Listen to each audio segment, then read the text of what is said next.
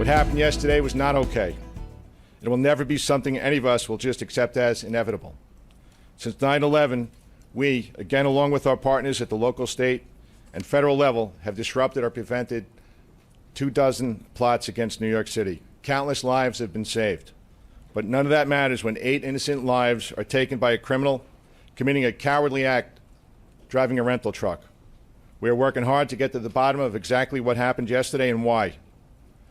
And we're working tirelessly to prevent anything like this from getting repeated. I tell you as often as I can that true public safety is a shared responsibility. Police Commissioner O'Neill sharing his thoughts on yesterday's terrorist attack. The incident may be over, but Muslim Americans are hoping there is no backlash against their community. Joining me now is Muhammed A. Chaudhry, Communications Director for the Ahmadiyya Muslim Community. Muhammad, welcome. Thank you for having me.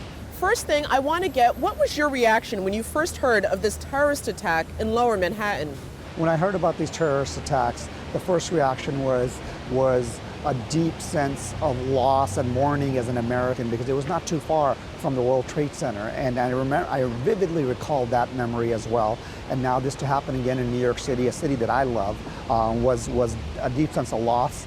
And then last night, when I showed up to the site, I felt the pain of not only New Yorkers, but I felt the pain of Muslims. I felt the pain of everyone who can sense that this is a senseless act, and my deepest and our deepest condolences and sympathies to the victims, their families. And I can only imagine how taking a friendly bike ride one afternoon and this happening is just horrific.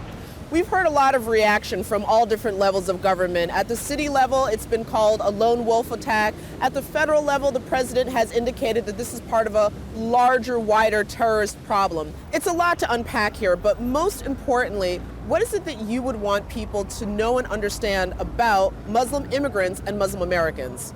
So as a member of the Ahmadiyya Muslim Community, the Muslims who believe in the Messiah, Mirza Ghulam Ahmad, we're the largest organized Muslim community in America, with over 75 chapters, and in the world. We have a worldwide leader. So context and leadership matters in this. And leadership in the White House, I believe our president is coming up to speed, and he's learning about a lot of things, including Islam. I feel, and we feel, that his understanding of Islam is incomplete right now. If he understood what true Islam really was, he would not have the tone that he has. He would not be attacking a religion. He would be taking on the extremists of all forms and sizes.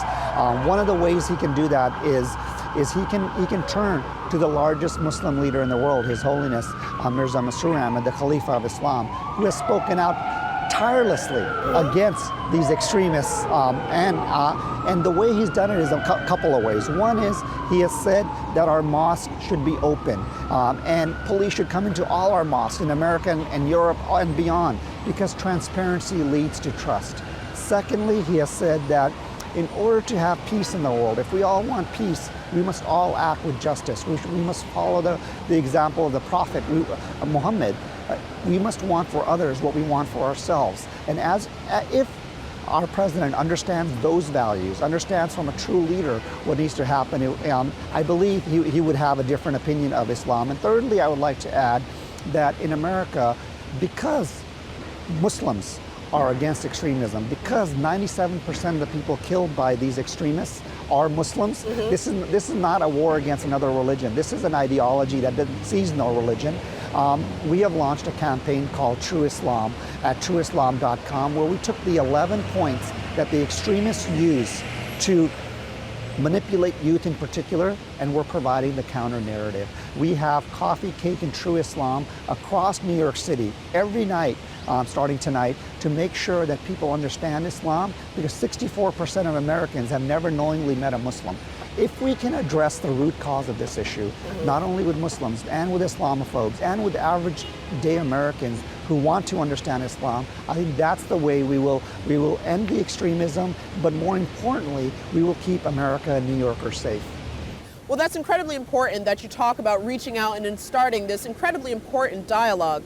Will there be any intent or reaching out from your organization or such to this particular young man's family? As we know, he has young children and a wife, and they might be susceptible to the same ideology that he fell victim to. You know, the extremist ideology that people have is absolutely wrong. As a member of the Ahmadiyya Muslim community, we believe we have an over 100-year-long proven model versus shallow theories. No one else can claim that in Islam. So absolutely, we are reaching out to all Muslims, including this young man and his family as well, because as Americans, we want to prevent this from happening. The only people that believe that this is Islam is the extremists and the Islamophobes. Both of those benefit from this. The extremists benefit because if you say it's Islam, they can justify their behavior and recruit more. For the Islamophobes, it's propaganda. So we need to address both sides of that. But to end extremism, we need to look at all extremism, not just Muslims. We need to look at what FBI says is the largest single threat in America of extremists is actually, and terrorism is actually white supremacy. We need to address all those things and come together as Americans, not to call out a religion, a race, a community, but to come together to address the real issue. Well, that is an excellent point, that we are all New Yorkers and we all are all Americans. Most importantly, I want to ask, what would you say to any of the young Muslim American children who might be feeling anxiety right now going to school knowing that this attack, albeit wrongly, did happen in the name of their religion? So I have 6-year-old twins who love New York City, who love coming to Columbus Circle, Central Park, and riding their bikes as well. So what I tell them is that first they need to understand Islam. Make sure that they're in order to prevent them from being radicalized, they need to understand what true Islam is. And they can do that at various sites such as trueislam.com. Of course. Secondly, when they go to school, they need to have the conversation with their teachers, with their community leaders, with their bus drivers. So this is an opportunity to educate individuals.